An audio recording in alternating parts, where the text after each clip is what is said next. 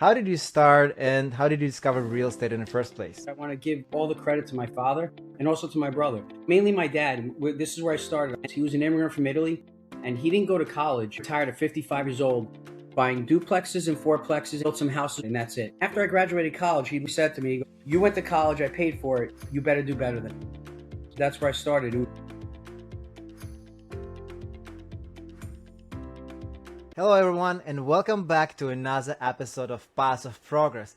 I'm your host Alex Kononov, and today's guest is someone who embodies consistency, relationships, and long-term thinking in real estate.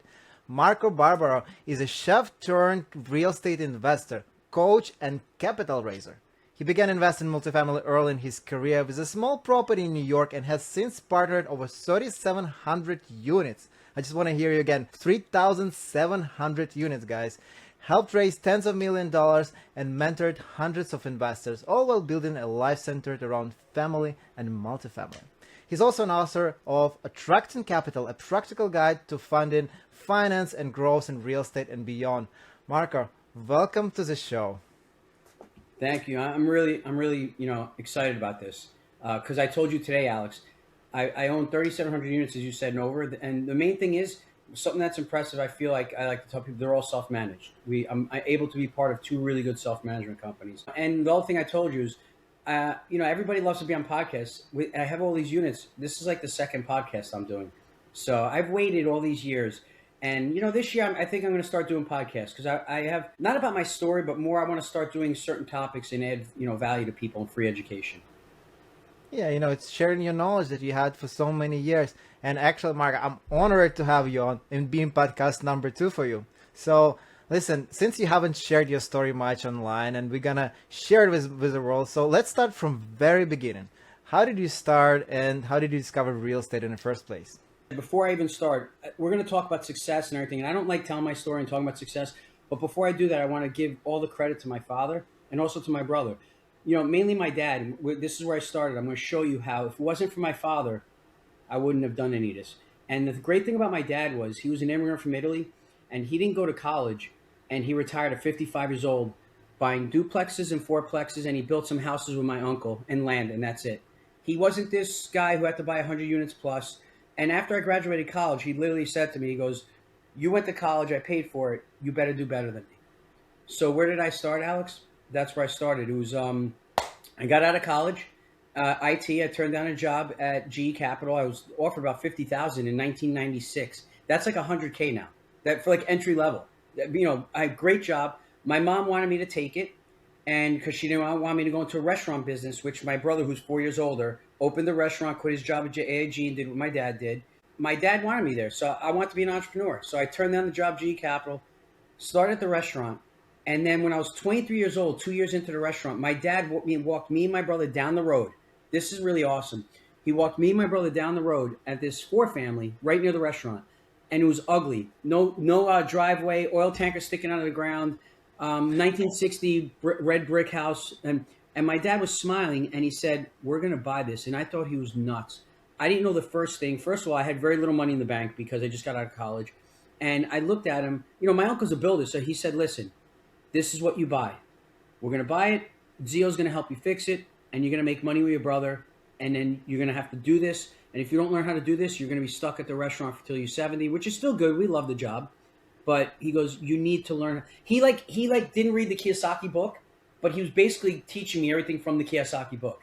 That's the thing, So, that's how I got started. Me and my brother bought that 4-family. And we cash flowed. We put down, more money than normal because we didn't know what we were doing. We put stone walls in, more expensive than my house. We didn't know what we were doing. We made mistakes there, but it's okay. It cash flowed $1,500 a month for like 20 years. And there was such high demand in that town. I didn't miss 1 month of rent in 20 years. If somebody left, yeah. Mayapack was a great town. There's not a lot of good 4-families, not a lot of good apartments. If somebody left, I would put it in a penny saver back then. They used a penny saver. Now we use Facebook Marketplace and rent.com. Back then, I would have put in the penny saver. In 1 week, I'd have 10 people lined up. Like I would interview. I did the interviewing.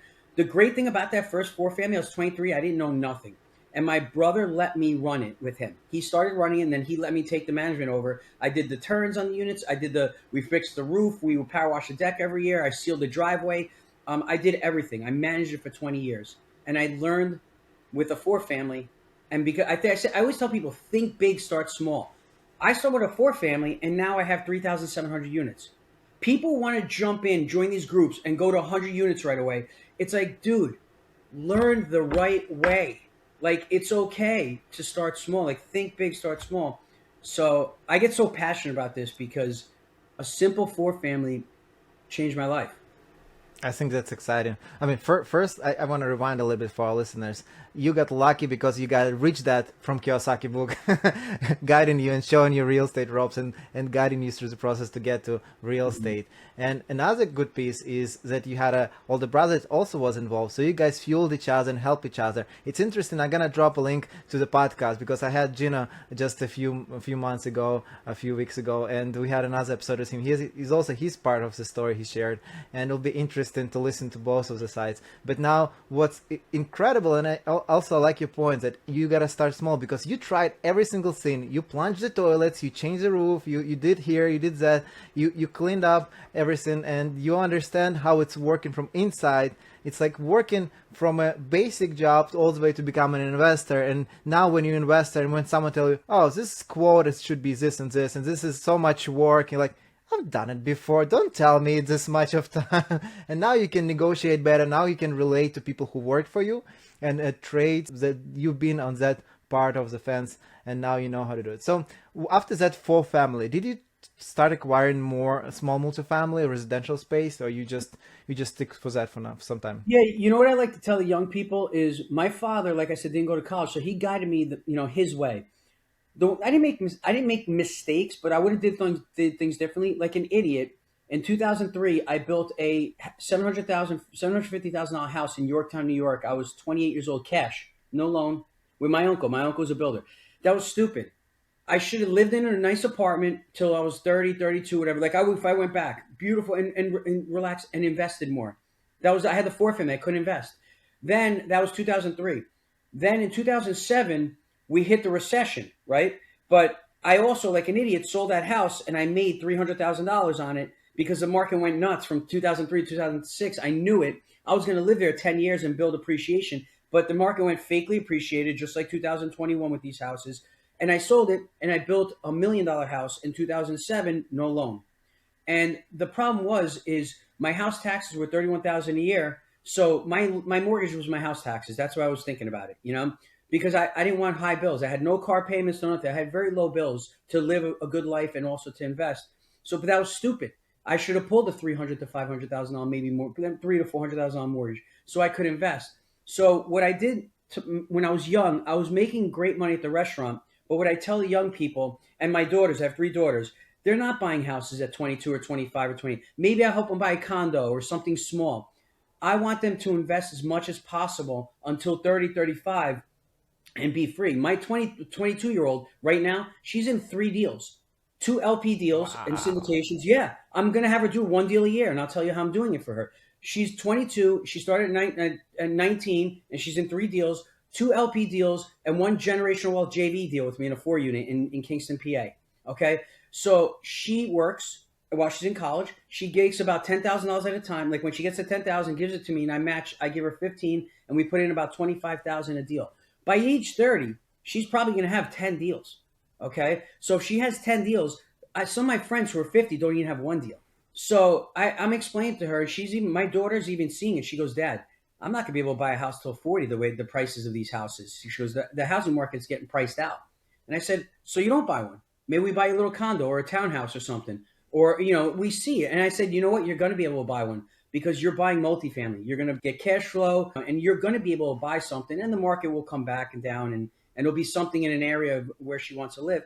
But I'm going to coach her a little differently than like my dad did. I don't want her to rush and make those mistakes that I made that didn't allow me to keep investing. Because Alex, simple math, your mind blows up when you go, you're 23 and you have a 4-family and it gives you $1,500 a month. Like say I had a mortgage of $200,000 or $100,000 and the mortgage is $1,500. I'm like, I'm mortgage free with 1 deal. then if I'm like, wow, if I can get small, you're thinking small right now, because now I'm thinking 100, 200K passive a month. Now, if I could just get like three more four families and cash for like 1,000, 1,500 each, I could get to like 7,000. All my bills, when you're 24, 25, all my bills are covered, right? That's what everybody starts thinking. They start doing that with the single family BRRRR method. So I put myself in a tough situation because then we hit the 2007 recession. From 2007 to 11, I could not invest because I had this big house I just dumped all my money into.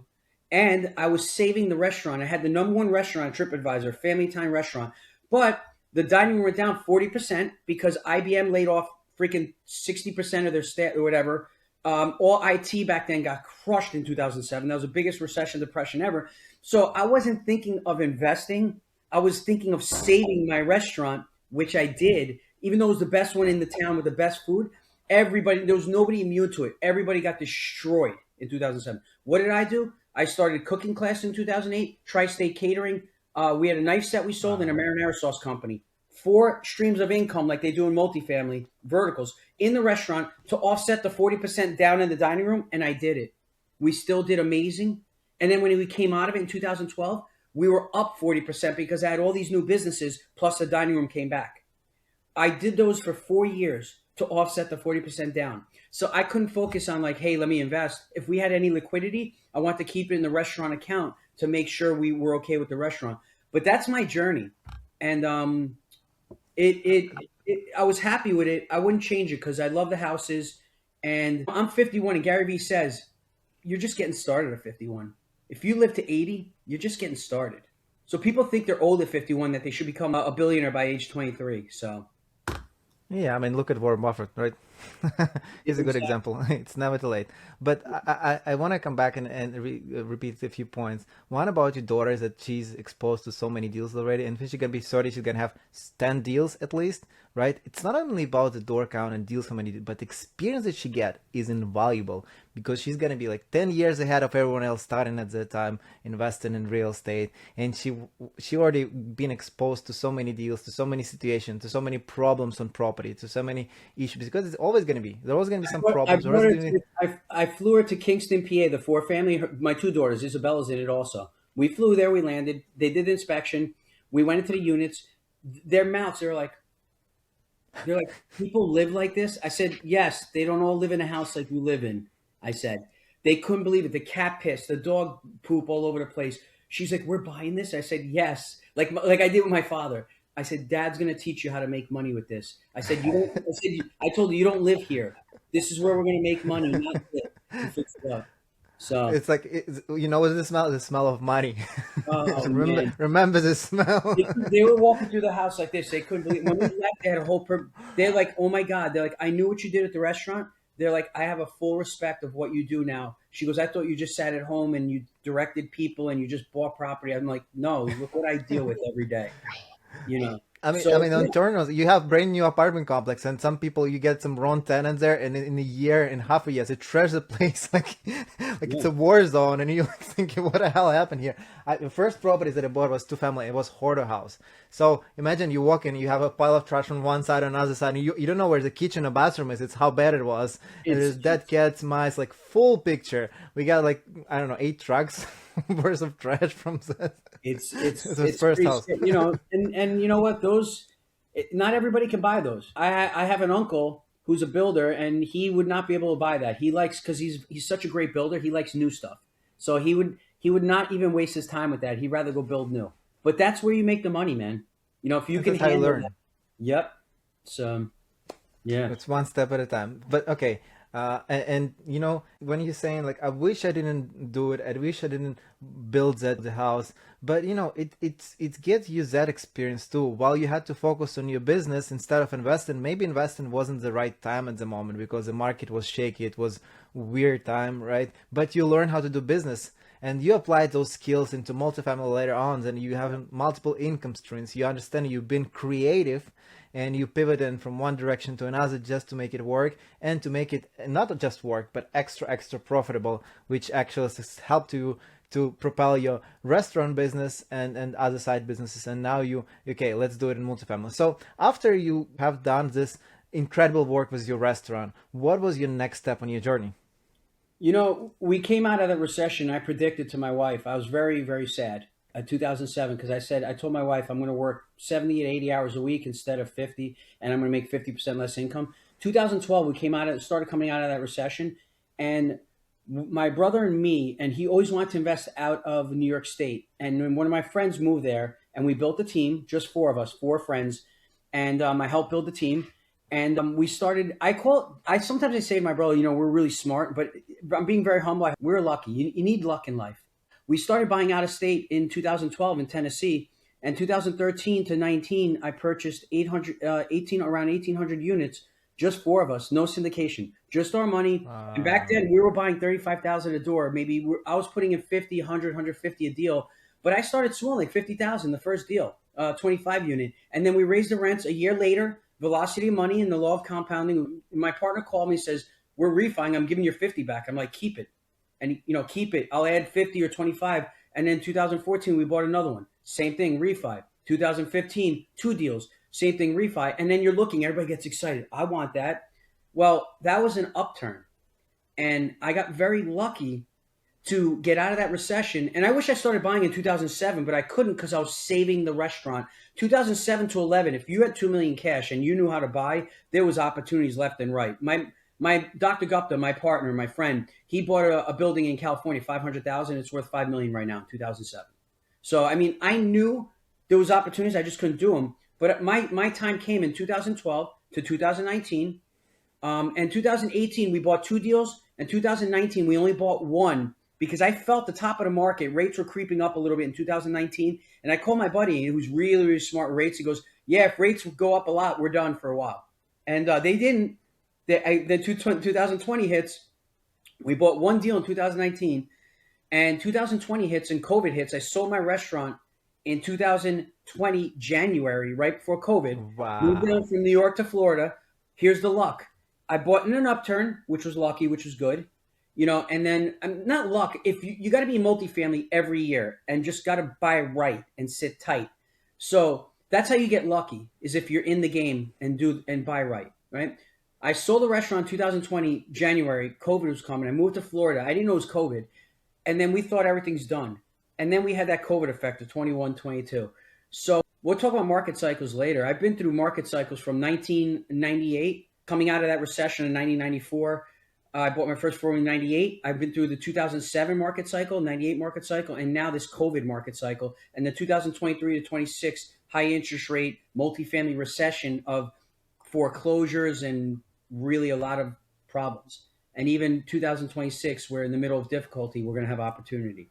But that's the people who know how to manage a property and know how to buy right and who have the liquidity right now.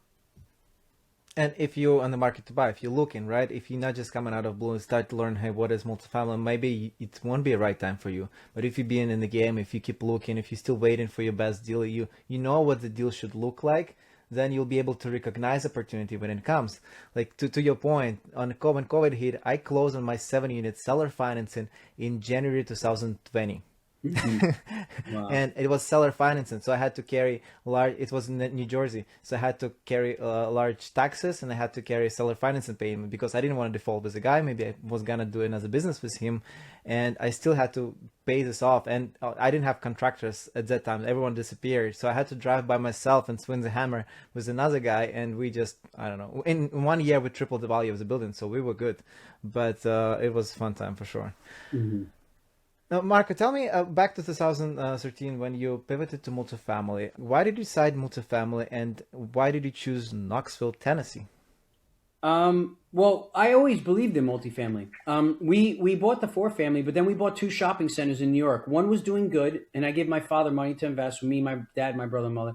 And one was really in 2007 was driving us crazy because one of the plumbers in the back went bankrupt, and it was like $4,000 a month. And so we started buying shopping centers, and what I learned is I don't like shopping centers. I don't like that space. So after we invested in those shopping centers, then my brother always wanted to invest in multifamily out of New York, because in New York, you think it cash flows, but it really doesn't. It's a big appreciation play in tax benefits. And then my buddy just moved to Tennessee, and Knoxville that's where he moved. And that whole area, Nashville, Knoxville, that's what we wanted. Like, I mean, we couldn't be happier. My two markets right now, where I have 3,800 units or 700 or close to 4,000, whatever number it is Knoxville, Tennessee, Nashville, Tennessee. I have 3 mobile home parks in Nashville, Kansas City, Kansas, and Kansas City, Missouri. I absolutely love my markets. Kansas City blew up. I started investing in Kansas City in 2020 on purpose because I heard $1.5 billion airport is going to be put in, meaning CEOs and CFOs want to finally go there. And there's a buzz. They're getting the World Cup. I researched KC a lot. So that's what we teach in the mastermind, my mastermind. Markets. You need to learn markets. Like, I would not invest in Atlanta right now. I just don't like it. My markets are KCK, KCMO, and Tennessee. There's so many markets I don't like. The majority of the markets I don't like. So I did heavy education in Kansas City, Kansas City, Missouri. One deal we bought in 2020 at 1.7 million, raised the rents from 500 to 950.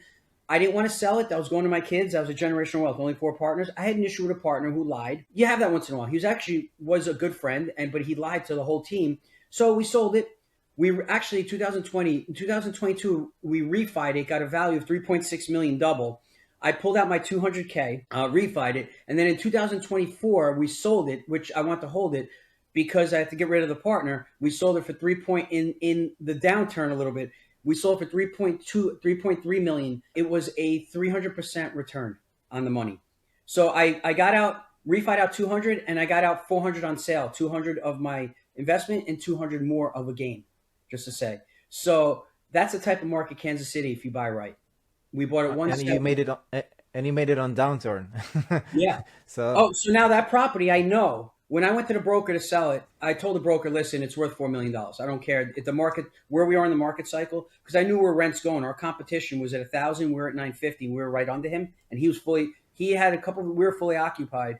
So a 44 unit. So I told him, I said, listen, I don't need to sell. I didn't tell him about the partner. I said, we want to sell because we actually had 4 deals in contract. So I could use that money. I repositioned the money. So I said, I have too many deals in contract. So you get the broker because I don't want them to go to a seller and lowballs. That property, whoever bought it, right now it's worth $4 million. It absolutely is. As soon as the market turns, because money's fake, as Kiyosaki says, that book, Money's Fake, that deal is such a wonderful deal. The market is a high demand because there's a shortage of housing in the market. And I know that. I researched it right near the university and everything. There's a shortage of housing.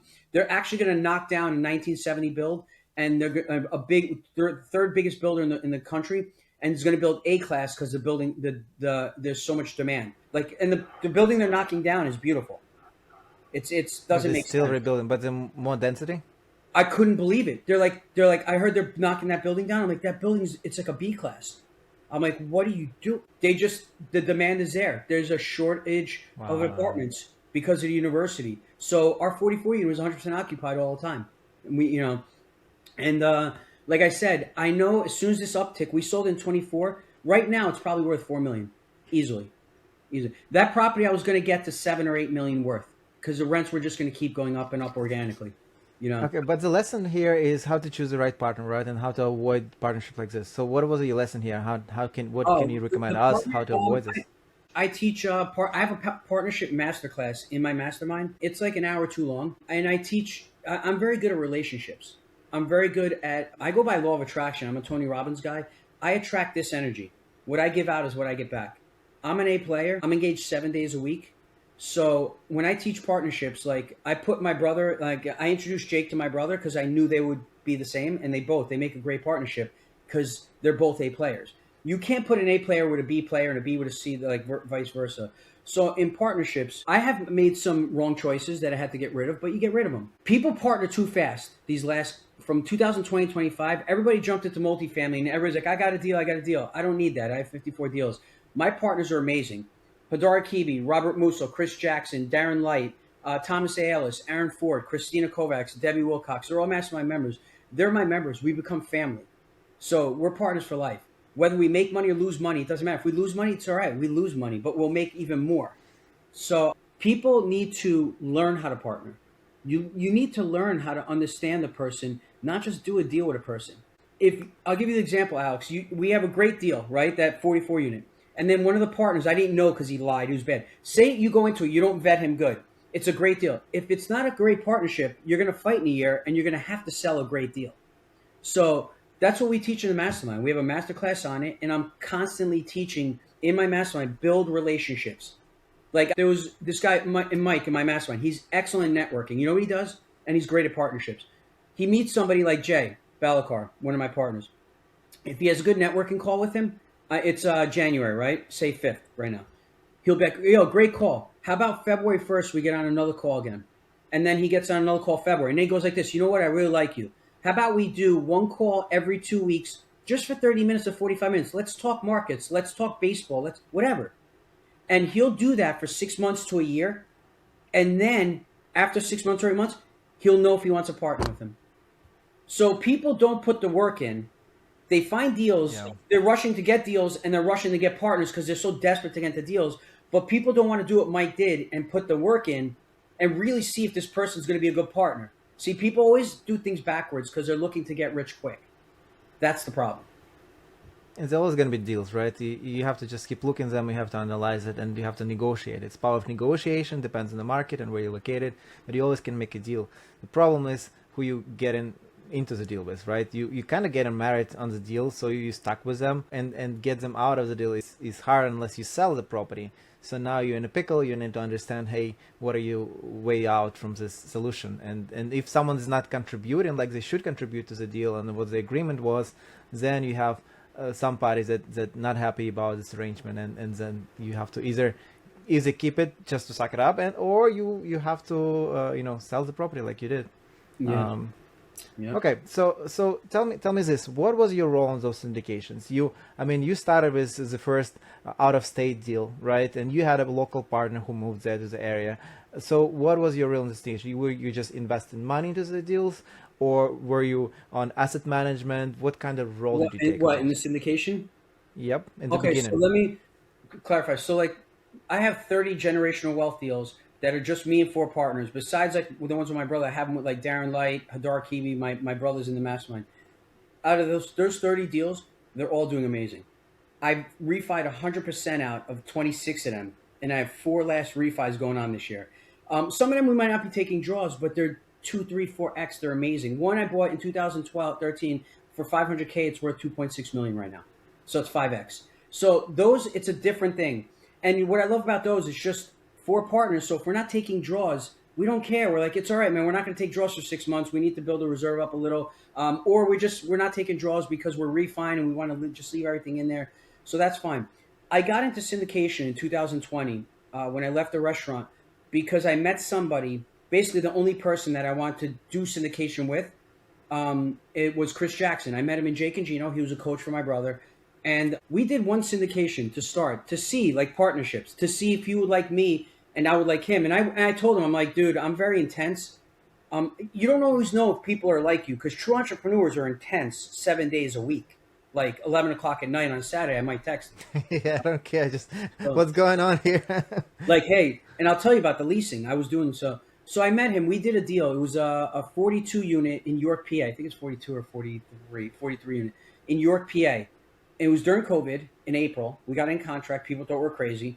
Chris calls me, and Alex, I'm not a money raiser, dude. I'm a restaurant guy. I'm an executive chef that won 12 awards as in a family restaurant.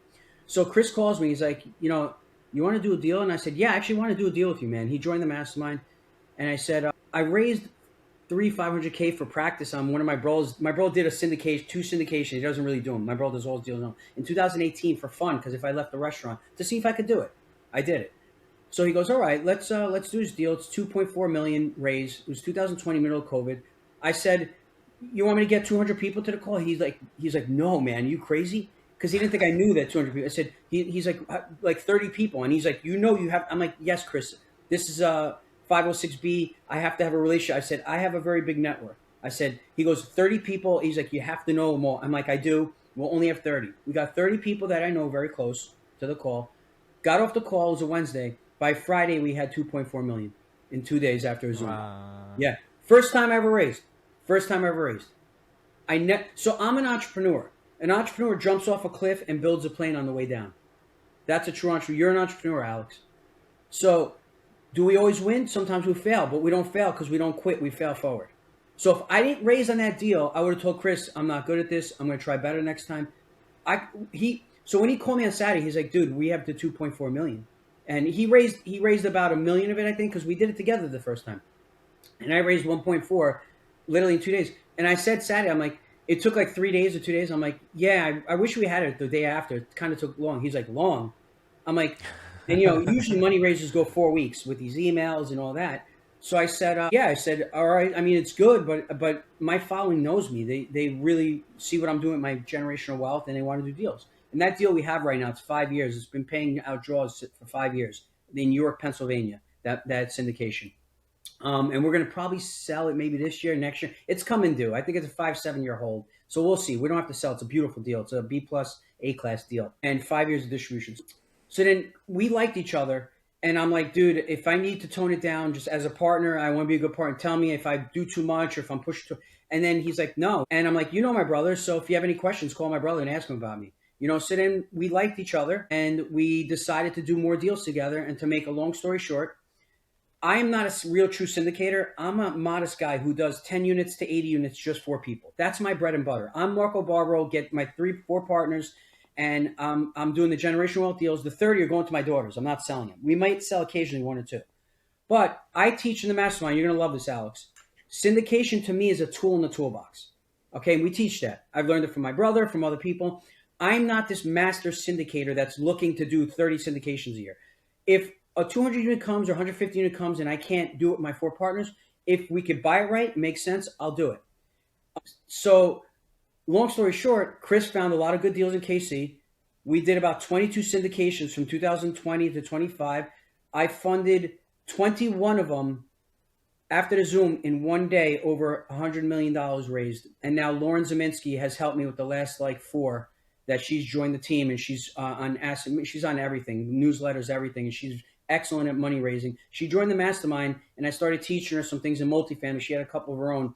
And believe it or not, she's a co-author on this book with me, a member of my mastermind. And Lindsay Duguay also, Dr. Lindsay Duguay, 2 women that are members of my mastermind wrote the book with me.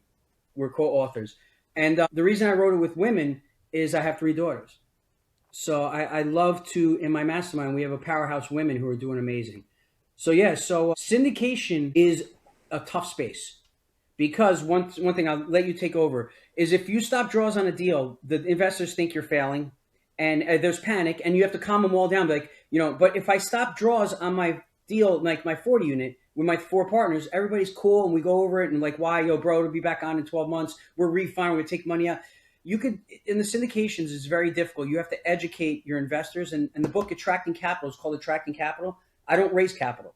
Everybody's got raising capital books out there. Pay attention to that. Now that I said that, you'll realize that. Go look if you find the book that says Attracting Capital. Because Attracting Capital to me is I'm teaching ethics and taking people's money. I've raised over $100 million. I didn't spam LinkedIn. I didn't go for accredited doctors I don't know. This is my network, dude. I know every investor what they eat for breakfast. These are people I'm close with. So if I'm taking their money, and if I lose money on the deal, I just don't care and walk away. A lot of these syndicators did. They don't give a shit. They don't know the people. They just, too bad it's investing. No, I'm going to feel bad. I'm taking it to heart. So mine is more of attracting capital than raising capital. I don't think of that 100 million.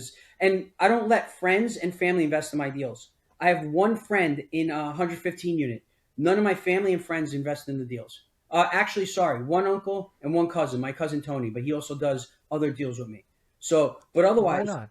Because don't you want them to be also successful? I do, but I let my friends invest in my generational wealth deals of 10 units to 80 units because syndication is a different beast. And if the draws go off and they don't, or whatever, there's a lot more involved in syndication than the generational wealth is. I want my friends in the smaller knit deals and in those, that I want them to be hands-on. I don't want my friends to be in the deal and be passive and just get updates and stuff like that.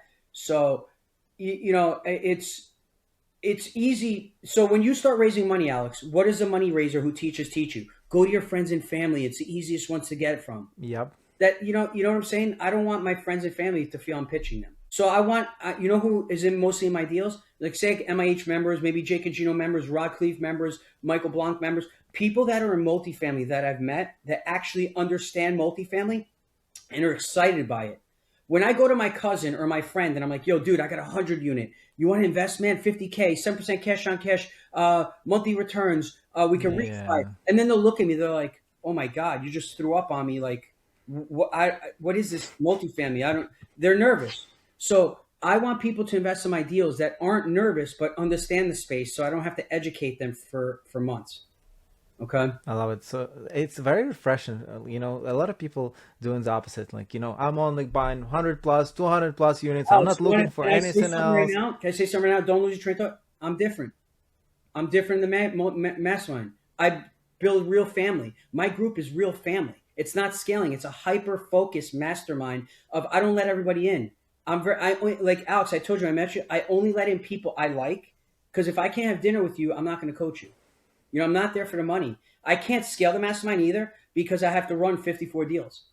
And I also have 4 businesses that I'm on, and I'm on a board for another business. So the mastermind is something special. And I always tell you, like you're seeing it today. I don't raise money. I attract money. I don't go to spam. I could go spam the LinkedIn thing and get a credit message. And my mastermind, I turn away about 60 people a year. I'm only letting in people that my members are going to like. You could ask any of my members. They're like, we have the best people. It's because, and they respect me. My member, you can ask them. They respect me for being selective and going by law of attraction. I think it's very important. And I just interviewed another gentleman, Joe Connor, earlier in the end of the last year. It's the same principle. Like when you have a deal, right? Everyone's trying to pitch this mantra. Hey, find the deal, find the deal. When you find a good deal, you find the money. This is not how it works. It's not about finding money, but giving opportunity to people, right? Because when you're in pressure, when you found a deal, and when you're in pressure, when you're trying to raise, invest in my deal, IRR, return, people start blocking themselves from you, and they're understanding, okay, he's under pressure to raise monies, and he's probably not looking 100% right about it. And the same applies to friends and family, right? When you like approaching them, hey, give me money for this deal, people naturally will resist from it. But when you work with people who in the space, who knows multifamily, who knows about those returns, now you're saying just magic words like, what's the return, what's my track record, if you don't know all the stuff, like what's the recent deals that I made. But it's already like half work done. And it's so many investors out there, right, Marco? It's not like you have to pinch your friends and family, but there's like hundreds of thousands of investors.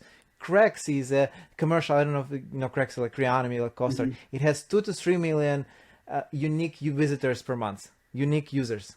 2 to 3 million. This is your investor base. This is the people who actually buy, sell. They sell for someone or they personally invest. You have a lot of people who wants to participate in the deals if the deal makes sense, and no one will say no to the money, right? Usually, if the deal makes sense, if it's a home run deal and it's a good deal, unless there's something happening on the personal side, if they're capable to invest, they will listen to it and they will be open to it, especially if you have some track record, some conversation with them. Yep. So, Alex, one other thing that people respect me for certainly is a lot of people went and raised for all different groups. Like this guy Mike, he raised for like that group and that group. What I did was, I made a commitment. I got asked by everybody. People were texting me, yo, I got a 40 unit. You want to raise for me? I could have made act fees like crazy. I said, nope. Only person I will do syndication with is Chris Jackson, Sharpline Equity.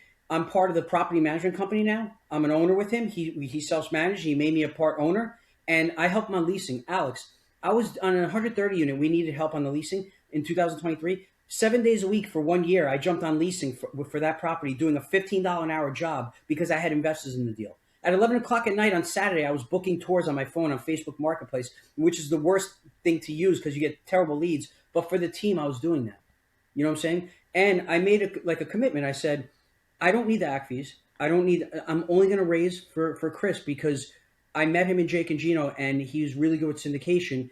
And I thank God I stuck to that. Thank God I wasn't swayed by other people because in 2023, 24, and 25, there's many, many foreclosures in syndication space. Many. And like I told you, I'm not a syndicator. That's why I stayed in my lane. And I said I want to do it with one person who I believe is ethical and is doing good and buying good deals. And he's buying in Kansas City, Kansas City, Missouri, the market I like. He came into the market that I was in. So that one big mistake is too many people raise for too many different operators and they spread themselves too thin. And the grass is greener on the other side. So people start going to those masterminds and they say, go invest 100 units minimum because it's door count, 200 units minimum because it's better interest rates, better, easier management, and we don't look anything less than that. But the deal is a deal. And I like it about you because money is money. If it's 10 unit deal, 20 unit, 50 deal, it's a good deal. It's a good deal. It It's doesn't matter. we bought a 4 unit townhouse. We gutted it and we flipped it. I made more money on that than people make on a 200 unit syndication. Okay. So 100%. they're just lazy. They want to do 200 unit syndication, get a huge act fee, be big shots, fly around in planes, and say they're multifamily investors. A multifamily investor is, I teach proper diversification. You need to learn how to flip a house too, like one day, like when you get started. You need to first learn how to run a 4 family before you buy a 200 unit. They join these groups and these guru groups, and they think they get educated, and right away they think big, start small, man. There's nothing wrong with starting small on your own with your own money. You make a mistake on a 4 unit, it's better than making a mistake on a 50 unit. So make your mistakes on the 4 unit. I think that's the problem with the space. For a long time, people selling the sexy idea of owning multifamily and be big shot here, and this small residential is all of a sudden is not that cool. To be a cool kid, you need to be invested in 100-unit apartment complexes rather than actually go and work yourself through small multifamily and flip houses on the side. Nothing wrong with that. They're all looking for the get rich quick. What's the next get rich quick? Business acquisitions. Everybody jumped from multifamily. Oh yeah. And they're all buying businesses, which is great because now I'm closing more multifamily deals. And I'm also buying businesses too because my mastermind, we do business acquisition, multifamily, fix, flip. We do everything. Proper diversification. But I've had a business with a restaurant 25 years. I know how to build staffs. I know how to everything in and out. I've owned up 2 other restaurants. But it's funny. You see people, everybody's looking for the get rich quick, the beginners. So 2020, they all jumped into multifamily. Now they're all jumping into business acquisitions. I already know people who are losing businesses that I'm friends with. One of my buddies lost $600,000 in a burger business. He tried to get me and my friend to invest. And I'm like, dude, I owned a restaurant. I would never give you $1 for it. I ran the restaurant and I did great there because I ran it. I was the brand. So he looked at me. He's like, but I'm going to open 6. I'm like, my friend looked at me. My friend goes, he's not going to last 6 months. 6 months in, he lost $600,000. So, ouch. Yeah. So you keep mentioning coaching and your mastermind. Tell us more about it. I know it's closed mastermind. You already have it, but tell us more about your principles. For example, now March, we have 6 people. We have 2 spots open for March. I'll get to 8. I have a few people, whatever. And then once that books, I will start booking July, another 8 people. Then I'm done for the year. That's why it's a real mastermind. Napoleon Hill says, what makes me fucking laugh, excuse my language, this guy, Ryan, whatever, he started a mastermind. He was new in 2020 multifamily. New mastermind, the name, with his buddies. And they signed on like 100 people the first year. That's not a mastermind. That's a big group. If you Google Napoleon Hill mastermind, it's a group of 6 to 8 people, and then growing or whatever, getting together. 2 brains is better than one, really masterminding about stuff. So MIH Mastermind started to scale in 2021. I'm like, too many people want to join, man. People were like joining online, $12,000, filling out the application without talking to me. These guru groups, they have sales kids. I don't have a sales guy. I told my partner, I'm like, bro, they just filled out the application. I never even talked to this guy. He's basically writing his 12. So I told Hadar, I said, we are going to become unique. We're going to keep momentum going every year, hyper-focused.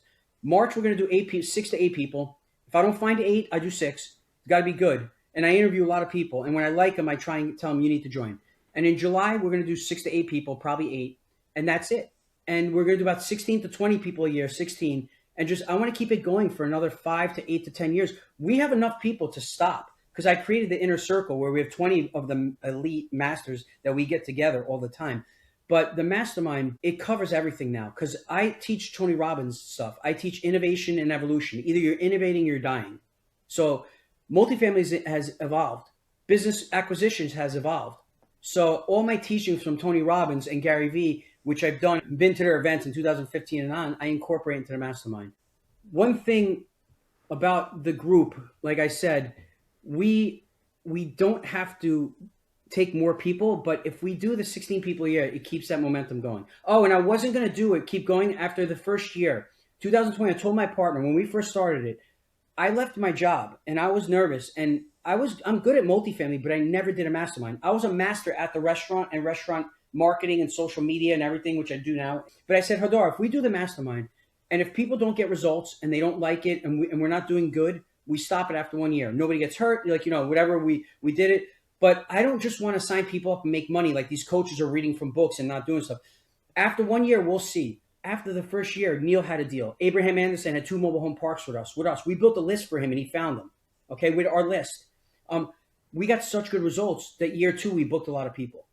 And then we started building a family. So I have 3 cultures. The 3 things in the man. It's family first, student for life, and go giver. I'm the leader. I'm not the boss like at the restaurant. I teach that at the end, boss and leader. I'm the leader of the mastermind. I am those 3. I have 3,800 units in my group. I'm a student for life. So the guy who has 8 units is like, oh, I have all the education I need. I just need deals. No, you don't, dude. I do 2 hours of education a day. You're a student for life. So I teach those things and I lead that way. So people become in my group go-givers because they see Marco as a go-giver. So it's family, true family, student for life, and go-giver. And that's MIH Mastermind right there. So how many people in the group right now? We have 325 current members. I'd say fully engaged still in multifamily, about 175, maybe 200. Because with the COVID, you know how everybody joins and then they commit, and they drop off. One big group that I know, I'm not going to say the name, they have 2,000 members. I know for a fact 1,900 are not in multifamily anymore. So these guru groups, all the beginners joined. I text all these, hey, the ones in these Cleveland and all these, hey, what's up? Let's network. Oh, I'm not doing multifamily anymore. Gone. And I love that because all the beginners left the space and now the real multifamily investors and the real people who want to learn multifamily are going to get deals. So we're at 325. I could probably be at 1,000, 2,000 members, but I don't want that. I want amazing people. Like Gary Vee says, we could all make money, get a job in America, but can you wake up with a smile on your face? I work on happiness. So when you create a family, a real mastermind, our goal is waking up happy with my partner, Robert, my partner, Hadar, my partner, Chris, my partner, anybody can get a job, a side hustle and everything. We all can make money in America. It's the easiest place to make money if you work hard. But can you be really happy? I have multimillionaires that are freaking miserable. And then I have my buddy who makes $75,000 a year is happy as hell. So it's not the money, dude. It's learning how to be, and I'm creating a group of family and happiness. Plus we're closing deals. I mean, that's a big plus. But tell me this, it's 300 people still a big circle. So all 300 people participate on the calls. So how does it work for you guys? No. We do have events. We're having one in May. We're having one in Ponte Vedra. I have 100 person to 150 person. It's small. It's invite only on that event. We do about 20 non-members to create some momentum. So we have events. We just went to South Carolina. I invited 10, 20 members. The new groups like March is monthly calls for a year. And then I give them free calls whenever because I love talking to people. And it's only 8 people. That's why I don't book 50 because I want to talk to everybody. I want to be present every day, So that's that. There's a Facebook Messenger chat that's been live for 6 years. I do tips of the day every day. Sometimes I have to stop because I'm hitting it up too much. Like I'm like, oh my God, I just gave a sales tip, a marketing tip, a Gary Vee social media tip, a multifamily tip. And then I'm like, oh my God, that's 4 tips today. Let me stop. And then one of my Neil will write on the chat, he'd be like, I could tell Marco had a second cup of coffee because literally I have so much energy that I only need 1 cup of coffee in the morning. I'm good for the day. And they joke around. Once I hit like the 4th tip, he'll be like, dude, I could tell you had 2 cups of coffee.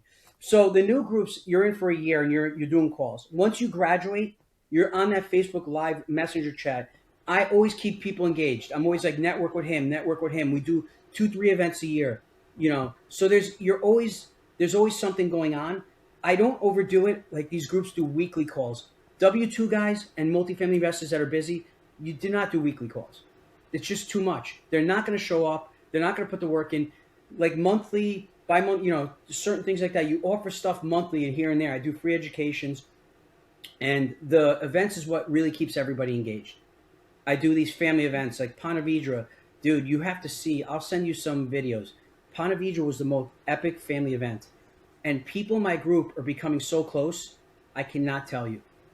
That's when you invest together and you're not worried. You don't worry about losing money because you're closer. You know you're both going to work hard. You're going to do whatever it takes not to lose money and not point fingers and blame each other. So I have 2 questions. So first question is, when people join Mastermind, you have you said you have like 30 to 50 people first year on those connecting and calling. But what's your goal for first year? You said after graduating first year. So what's the goal to graduate from the first year? Well, depends on where somebody is. I'll give you an example. If somebody joins and they have 4 single families, This is a good example. I build life plans. Usually I'd be like, hey, how do you like those single families? Like, nah, I like them, but I want to get into multifamily. I'm like, how about we sell 3 and keep your best one that you like, maybe, and invest it in multifamily in deals, maybe as an LP in 1 or 2, and as a JV, and if we find a JV, and they're like, yeah. So that's that person. So what and he's like, agrees. He's like, yeah. So I'm going to say you're going to spend the year educating, and we're going to start building that plan of multifamily, transition. Then I get the guy who's got 1,000 units, because I get people who have just single family or like nothing or a duplex to somebody who's got. I get people who have 2,000 units because I attract that. So the guy who's 2,000 units now is building his systems, management company if he wants to self-manage, anything. His plan that year is not really education and learning. His plan is taking off. Like, you're at 1,000 units, let's get you to 3,000 units, and you're using third party. Do you want to self-manage? Maybe start with self-managing a few of them, or like the right way. It's systems and processes for that guy, where the guy with the 4 single families is getting rid of a couple single families and getting into multifamily. So it depends on when you join where you're at. So it's not a group mastermind like on the first years they collaborate all with each other, because at different levels, right? It could be with single family one is Alex, you're one-on-one with me and Hadar too. I have 4,000 units. You're not getting coached by like a 30-year-old kid in my group that these other big groups have. It's me and my partner Hadar, and he self-manages about 400 units in Arkansas from New Zealand. He's a badass. That's why we're different, dude. How many people that has 4,000 units goes one-on-one with somebody who's got 4 single families? Come on. I make the time. I'm engaged 7 days a week. I'm a true entrepreneur. I want people to win. And what I'm charging is not enough, but I don't need the money because I do deals. So like, people don't see it, but then when they meet me, then they start realizing, they'll say to my member, like, why doesn't he charge more? My member's like, he doesn't need the money. He's only booking 16, 20 people. He's closed 7 deals last year. I own 4 businesses. This is because when somebody comes in and I help change their life, they join the inner circle now. We have 20 brothers. It's a great ecosystem to come in, build relationships, and grow the right way. You don't have to do it with other people. You could do multifamily and business acquisitions and always on your own. But this Tony Robbins quote, Alex, to surround yourself with the people getting the results that you want will accelerate your success by 10 years. If you write that down and repeat it to yourself, what will take you 20, 30 years by yourself, if you actually join the right group and talk to the right people, your success. Tony Robbins said it to me 5 times, and I talked to him. If you think it doesn't work, you're surrounding yourself with the wrong people, the wrong group. It absolutely works. You will increase your success by 10 years.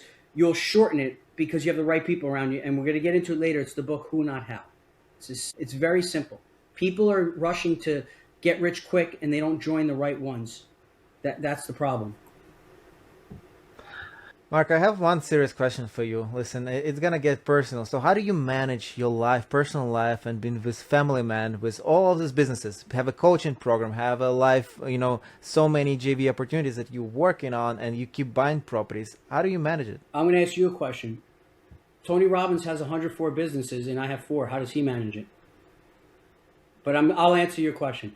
It's very easy. I couldn't do it when I was 30. I always took my life slowly. I would not do what I'm doing at 30. At 51, I did at 30. The culmination of my life at 21 to 25 to 30, learning and winning those awards at the restaurant, social media, to buying a few small family. I've built systems. I have a CFO as in my cousin who for the last 5 years, my cousin just sits there and he builds systems every day. That's it. For all of my businesses. For the last 5 years, 6 days a week. Just build systems. So, and he started small. When you start small, it's buy back your time book. And I always grew the right way. It's growing the right way. People scale too fast. So I scaled the right way. I know how to build systems. And so Rain was helping me with that. And it's the mastermind, dude. I built a machine of the right partners. It's the book Who Not How. And it's the book Buy Back Your Time. And you're going to ask me about my family. How do I spend? I'm here. This is my office here. I have an office at the beach and I have an office at the hotel at Ramo. I do work 7 days a week. I'm engaged 7 days a week. So, but I do go on, like 10 to 14 vacations a year. I made a promise to my wife. She wants to go away. So I said to my wife, we used to go on 3 vacations when I was at the restaurant. And that's a lot, usually 2 or 3 when I was 30 years old. I said, we're going to go on 10 to 14 vacations a year, but I need to work when I'm away. So I get like a 1-bedroom. I set up my desk. In the morning when they're sleeping, whatever, I'll do 2 or 3 hours of work when I'm away. I have to, or else I can only go away 2 or 3 times a year. because of owning these companies and everything. I love what I do. It's not work to me anymore. Restaurant in the kitchen. I used to burn my arms and be in the restaurant from 9 in the morning to 11 at night, and I had a staff of 31 that was hard to run. I love multifamily. I love the businesses that I run. So I'm an entrepreneur. I love being an entrepreneur. And the balance, people are going to get triggered by this right now. This is from Gary Vee too. Balance. If you're a true entrepreneur, balance is bullshit. I'm sorry. Balance is for somebody who's a W-2 who will go to work from 9 to 5, go home, eat dinner, watch a little Netflix, and go to sleep. That's balance. Entrepreneur is not for everybody. There was a guy out there pitching entrepreneurship and quit your job to it's not for everybody. And when I meet with somebody, I could tell them if it's for them, and I won't lie to them because I don't need them to join. Like, I don't need anything from them. Like, entrepreneur is a special person. I found my balance, and I always tell them. Gary Vee says, "Bro, you want to go home watch Netflix after dinner? That's you. Do you? Okay, so you have to find your balance, Alex." I found my balance. I love my life, dude. I can't wait to get out of bed. Sometimes I have trouble sleeping because I'm so excited about my family, my businesses, and everything. That my balance is, I love being successful. I don't do it for the money anymore. When you achieve that, true entrepreneur achieves the money aspect. I live for like challenges and success. That's what entrepreneurs do. So I found my balance. I'm with my family every day. But like, if you see my day from 6 o'clock in the morning, my meditation is 6:40, and then I put a post up at 7:30. Then I'll do work from 8 to like 4, and then gym from 5 to 6, and I cook dinner and I shoot videos cooking the dinner, and then with my family, and then from like 7 to 9 and 10 we're watching TV, and then maybe 11 I'll do a little more work and go and start back to zero. I squeeze every second out of the day, every second. I know how to time block. I know how to build systems, and one other thing I forgot to mention, I have a very good wife. She's very understanding. She's been supporting all my life. When I was at the restaurant, I worked like an animal, and it sucked. Blood, sweat, and tears for 25 years at the restaurant. She supported me. I wasn't always home for dinner when I was at the restaurant, and that was tough. I was home for dinner Sundays and Mondays when I was off the 2 days Monday closed. So I have a lot of things guys and women make a mistake as entrepreneurs. You need to choose the right husband or the right wife, because entrepreneurs do 10 times more than a normal person. And my 3 daughters and my wife, they know I'm a little crazy, but they like what I do. Like, it's not just, I'm not running in all directions. They see the success of it. They see, like, the Mastermind booked a lot of people. Like, we have amazing, they were at my event, and everybody's going up to my daughters like, your dad's great. He's teaching people. He's helping people, my members. And my kids like couldn't believe it. They're like, "Dad, that guy said that you helped him buy like a building and he made a lot of money." And, so long story short, you have to find your balance in life, whether it's not working, like getting an easy job, taking it easy, making 75,000 a year, or whether it's being a crazy entrepreneur. You need to find the balance that works for your family. My family knows I'm nuts, and it's okay. I think the main point here is that what you said, and also to add, it's back to law of attraction. Like, some people like to focus on, oh, challenges is bad, it's another problem, another headache, another issue. But you focus on, oh, challenge, excited, let me figure out how to fix it, let me figure out how to tackle it. And people think about entrepreneurial journey as something exciting, that they're gonna be free forever. But real entrepreneurs, they understand you quit W-2 9 to 5 job to join 100 hours per week job, and it's not a job. But if you like it, it doesn't matter. It doesn't matter how many hours, because you enjoy it. Gary Vee's a billionaire. He works 80, 100 hours a week. He loves it, and he tells people, what people like, why you work so much, you have all this money. He's like, dude, leave me alone. I love to work. I'm not working for the money. He's like, you like to play video games. He's like, I like to work and build businesses. But people who aren't entrepreneurs think you're crazy, because, like, why don't you sit on the beach and drink a beer and relax? I can do that whenever I want. So I'll go do that for an hour, and then I'm like, okay, let me go build another business. That's why I created the Mastermind, Alex. Now we're getting back to it, because the Mastermind is a place where you can have these crazy entrepreneurs all together, where we understand each other. Because there's certain people in my family, like one of my cousins, I can't talk to. He looks at me, he's like, dude, what are you doing with all your social media and your business, and why do you post so much? I'm like, dude, I post because I add value to people, and I also helps attract great people in Mastermind, and also sellers and brokers see my posts. I get deals from it. I have to explain myself to him. He's like, oh yeah, well, you make so much money, you don't need that. I'm like, he's not getting it. He's not that he's jealous. doesn't want to be me, so he's got to criticize me. We went over this with a friend. So here's the good thing. I want the listeners to hear this one. Gary Vee says it. The day you start winning in life is the day you stop listening and ignore those people that are saying that to you, because they don't want to do what you're doing, but they see that you're doing that and think you're crazy, and then they'll say stupid shit to slow you down. So the day you win in life is the day you stop worrying about what people think about you. Like, you're gonna go post about that business thing, like you do. No, I shouldn't post it. My family and friends they're gonna probably think I'm bragging. Post it. Nobody pays your bills. You pay your own bills. My wife doesn't work. All my life it's been on me. If I don't produce, we don't eat. So that's the thing. I don't have one of those. One of my friends' wives makes $200,000 a year, and he might make $200,000 a year together. My wife, she raised the kids. She worked with me at the restaurant until we had kids. Then we had the kids, and thank God she stayed home. I was able for her. She raised my daughters. My daughters are amazing because of my wife. So that's the thing I get into about people, not worrying about them. Just do you, man. Be you. In the end of the day, who cares? No one cares. It's just they talk just to talk, just because it's jealous. It's Something else jealous. happens. But it gets in your, but it's getting in your mind. Now, I but teach maybe this in the it's a mastermind moment. because people, they don't want to. But Alex, I felt like that too until 2020 at the restaurant. I used to not post in 2012 to 20. I didn't post that much at the restaurant because I'm like, I don't want my friends to think I'm bragging, because I love my friends. I don't want my family to think I'm bragging. And then what happened? 2020, I quit my job and now entrepreneur. I was scared shit when I moved out to Florida. I'm like, you know what? I got to pay my bills. And social media makes you limitless, which I teach, like Gary teaches. I have to post. And if they love me, they'll support me. I was thinking, you know what? I don't care anymore. I have to do it. So Alex, you say that, I felt the same. I felt that way. And I now teach people how to do it the right way and talk to their family, whatever. Not worry. You got to grow. If you want to be an entrepreneur, you got to grow. That's it. And I'm only saying it because I felt through it myself. First 2 years, I grew quickly from 0 to 30 apartments in 2 years, and done a lot of creative stuff, a lot of successful, a very good exit. And I was shy to talk about it. I was like, what they will, like you said, what they will think about it. They will think I'm bragging. Yeah. You don't want to lose your friends, and then you think that. But if they're real friends, man, they should be proud of you, and then they should even say, "Hey, you're doing great stuff. Could we do a deal together?" Okay, you know what I'm saying? So it's not like the pie's big enough. So, by the way, Alex, I think everybody goes through it, and I help crush the limiting beliefs in the mastermind to do it the right way. And I had the same limiting beliefs. People might see me like on social media, because I do social media every day, 2 posts a day. I really felt like that, and I could have grew more in 2012 to 18 at the restaurant with sales, but nowadays all these restaurants are posting like crazy. Which if I did that in 2012 to 18, my sales would have been even more, and my sales were tremendous. But now, I don't care anymore now. I'm not doing anything bad. I'm adding free value, Gary Vee tips of the day, and I'm showing some multifamily.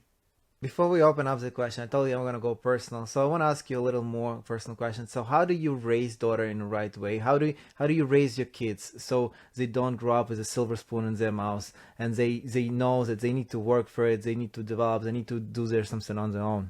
It's tough. My dad was an off-the-boat immigrant, and he was like a drill sergeant. He came at 18, didn't have any money, and he was head chef at 21.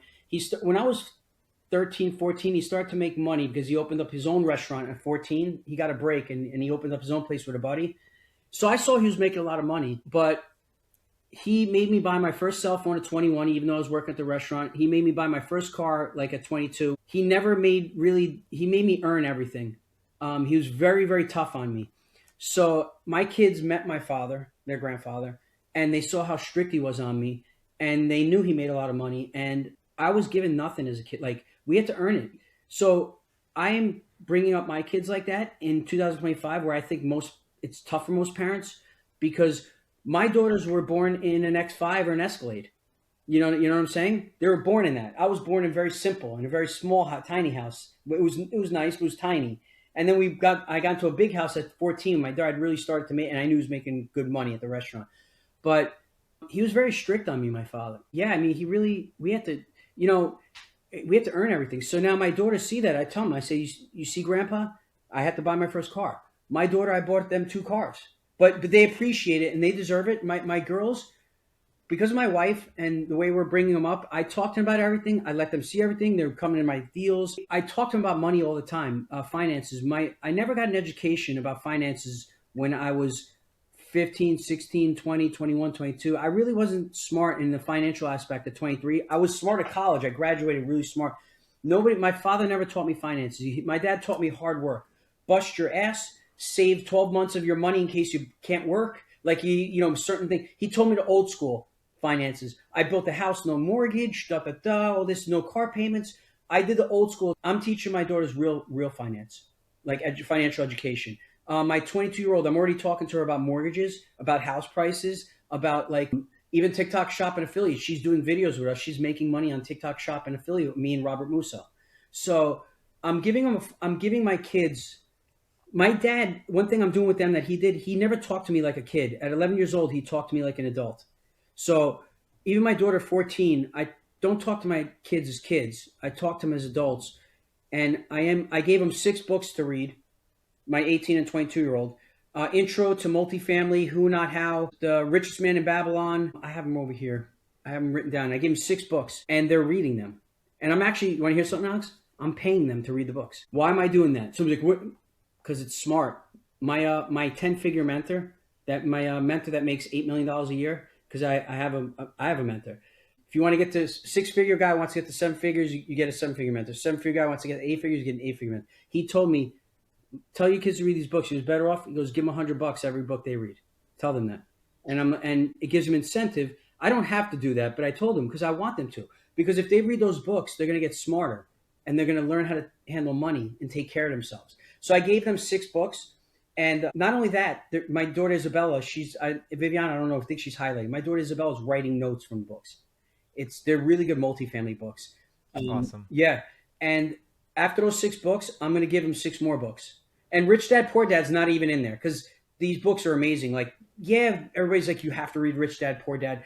I'll probably put Rich Dad Poor Dad in after those 6, but those 6 are like really great books. And it's a challenge, dude. It's hard when your kids grow up in America and they see what we've built. I just listened to an interview with billionaire Ken Ritchie, and it's a different kind of wealth, right? Different kind of, but their kids definitely grew up with a silver spoon in their mouth, so there's no question about it. But because it's they didn't have any other spoons, they all silver. But like how he addressed money in the family, they do quarterly meetings, and on each quarterly meeting he's exposing his net worth to entire family, like his kids and his wife, like close family, obviously, whoever he's gonna be in his will. And then he does the same to them. He makes them to expose their own net worth, and they make sure they're not equal. He said, we are not equal. There's some kids, there's 12 years difference, and life is not equal for everyone. So some of them will be ahead 12 years of appreciation, compound interest, and everything else. But they encourage them to invest. They have the fun to invest, and they borrow money to open the LLC, and they talk each other. It's like they treat it as a game, they treat it as a conversation, and it's natural flowing. So he said, I'm not gonna be dropping on them when I die that they inherited this much money and this is net worth, but I'm preparing them for that. They know how to get to the money, they know how to get the net worth, and they know what it is, but they also work for their own money. They also grow their wealth in a meaningful way. So Alex, I'm going to blow you away right now. I think 90% of people hear this right now are going to be like, why would you do that? So the Rockefellers, when one of their kids are born, they buy like $1 million whole life insurance policy for the kid at birth. Okay. So I got whole life insurance at 30 years old, a nice size policy. My cash value in the policy is very big right now, and I use it to borrow against sometimes to buy multifamily. And that was the whole plan. Plus I have a death benefit.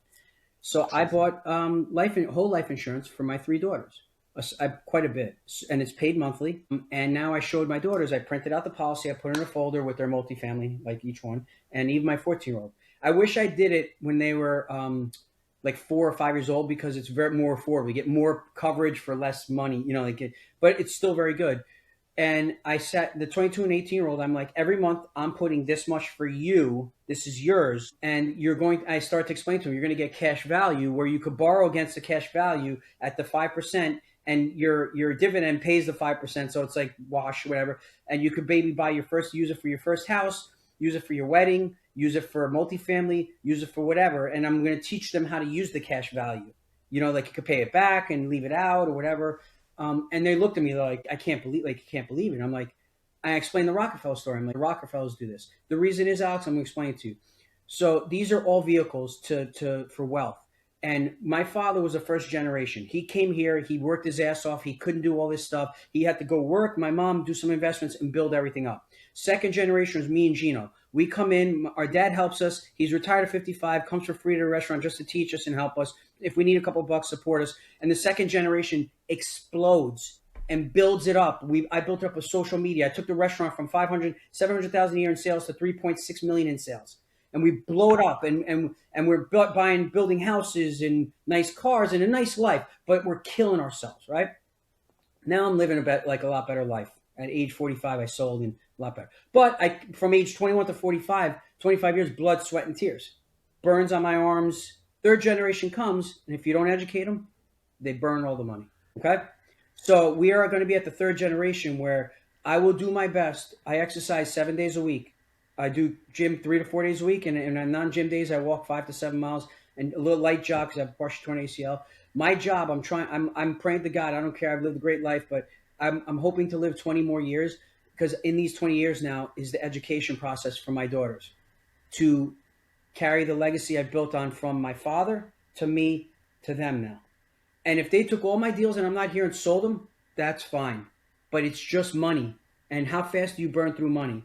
So if I can accomplish in these 20 years to teach them to read some books, to invest in some deals with me, to spark some interest, maybe get a regular job. My 18-year-old wants to be an engineer. Fine, be an engineer. That's great. But multifamily can be a little side hustle. She's already working for my company, my 18-year-old. She sends all the draws out to the partners on the syndications. So my job right now, from age 51 to 70, I'm hoping to God that I even make 80 or whatever. Like, that's why I exercise.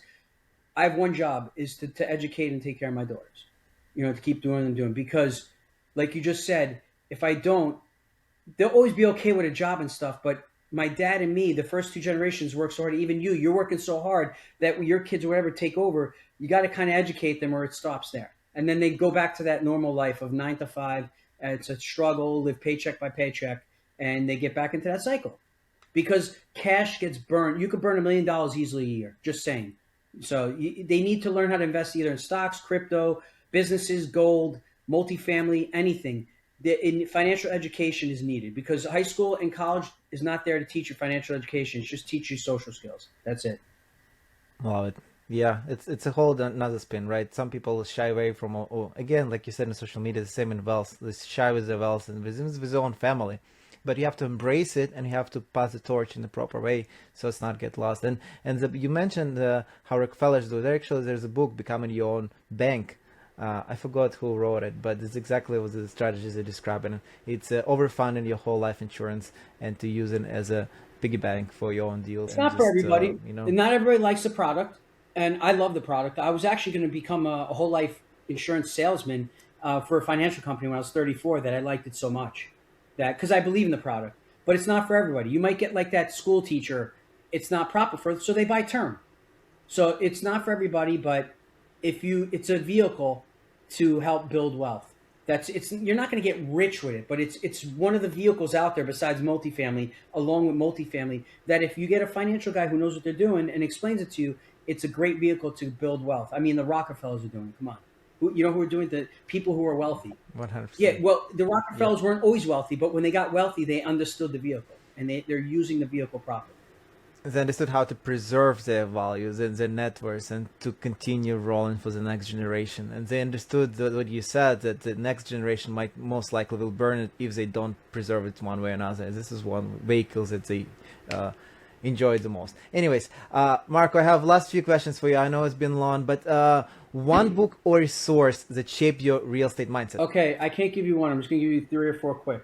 This is for entrepreneurs too. Who Not How is a definite one. Buy Back Your Time. And then this is probably one you didn't think of. For entrepreneurs who are struggling with sabotage and trying to do too much, and Driven. Driven was amazing for me. It helped me see all the good things I did and all the things that I might not be doing good. And Driven is helping me. I'm 51, super successful entrepreneur. Driven is helping me become an even better entrepreneur right now. It called me out on a couple of things that I wasn't doing right, that I was trying to say, no, I'm fine. No, I'm not fine. So I get you the name of the guy, because there's a couple Drivens, but it's a red book. I got to get the name of the author for you. but absolutely amazing. I think there's so many books, man, but those 3 books are definite reads. Interesting. Okay, next one. Most important trait a business leader should develop. I'll do this quick. There's a chart. That chart I had. It's leader and boss, and it says, "Don't be a boss, be a leader." Everybody wants to own a business and they want to point fingers. Everybody wants to be a boss until they realize the job of a boss isn't great. Be a leader. For example, on the chart it says the boss says, "Do that." The leader says, "Let's do it together." So that whole chart is all about that. How you speak. The leader speaks in a different way than the boss speaks. So Gary Vee teaches that. He's like, Gary Vee shows in his companies nobody works harder than him. People want to be bosses and they just want to like sit at home and do nothing and have the whole company run the company. That's fine, but the trait is I'm the Gary Vee style where I'm in the trenches at the restaurant with my people all the time, and I was running a super successful business. I'm not going to give them all; they're actually really good. But long story short, you want to be a leader, learn to be a leader. That's what I'm in the mastermind, and not a boss. Well, one thing you wish you knew earlier in your real estate journey. I didn't have a lot of financial education at 23, 24, and I built those houses. I wish I didn't do that and I invested more. And these 21-year-olds, I'm telling them the house hack, maybe live in a duplex. What I wish was is I had more financial education. That's why joining the right mastermind or having the right coach or the right mentor. I tell these 21-year-olds, go get a 50-year-old that's been through 2 market cycles. Like if somebody's got a little white in their beard, it means they've been through a market cycle or 2. Ask if they're really successful multifamily. Ask them questions about good and bad. I wish I just had a little more education in my 20s. And now these kids that meet me, I got a kid that's 25 in my group. He's got like a 7 unit, a 10 unit, a 2 unit, and he doesn't think he's doing good. Like dude, I had just a 4 unit, and I didn't know what I was doing. I'm guiding him on if he's gonna go buy a house, I'm like, bro, why don't you wait? Why don't you buy a condo or something, or something smaller, or just rent and just keep doing deals. And then at 35, you're still young, So I wish I had that financial education. Yeah, because first deal can, either make you or break you. Even one deal, even if you have to find on 5 deals, one wrong syndication deal can drag you down. Yeah. I mean, you just have to surround yourself. One bad deal and you lose money, and then you're upset about stuff. It'll shut you down for maybe 5 years where you're like, I can't invest. I can't go ask people to invest with me. Exactly. One bad deal. You could have 10 great deals, and one bad deal can stop you from being out there in social media, going to events, or doing whatever because you feel bad. Exactly. You need to be educated. Education is it's years, not units. That's the quote. It's years, not units. It's years of education and being in the space more than saying I have 2,000 units. Okay. Because it's 2,000 can be over leveraged and it'll be all crashing down with fire and flames. Yeah. And it is good as an analogy, right? If you go to the gym, you're trying to get a coach, right, to help you to get a form with shape what you need, because you can be hectic and not having any results. But if you have a good proper coach that can guide you through the process, you can get much better results, quicker space, and that's what we all want to do. Yeah, absolutely. Very good. Marco, I have one last question for you. It's one very important question. If someone want to reach out to you and get to know you and talk about your mastermind and learn about what you do in your life, how can people reach you? I'm on social media. They can message me directly. I mean, they should be able to find me, Marco Barbaro. Also, my cell phone number, I'll say it right here, is I don't email because I'm just too busy. I have VAs and my cousin handle my email. 914-615-1859. Shoot me a text. I'll get on a network. I don't really have anything to sell because most of the time my groups, you can start to get into the next one, but there's nothing to sell immediately. I'll add 45 minutes of value on businesses and multifamily and health or life or whatever. So I just tell people to text me. It's very rare when people give away their phone number so openly. So you guys seize the opportunity. Marco himself giving his phone. Alex, I'm so busy. I don't email, man. I email just my tax stuff to my important stuff. I have to go through text. When you own 54 deals in 4 businesses, if you don't get me on text, you're probably not going to get, you know what I'm saying? I'm not going to, that's the easiest way to get me. 100%. Love it. Thank you so much, Marco. Listen, this was an incredible conversation, from restaurant chef to multifamily and all your journeys. Quite an amazing path. And thank you so much for coming in today. Alex, I really appreciate you, man. I really, really enjoyed doing this. Thank you. Thank you. And for everyone listening, if you enjoyed this episode, don't forget to like and subscribe and leave us a review.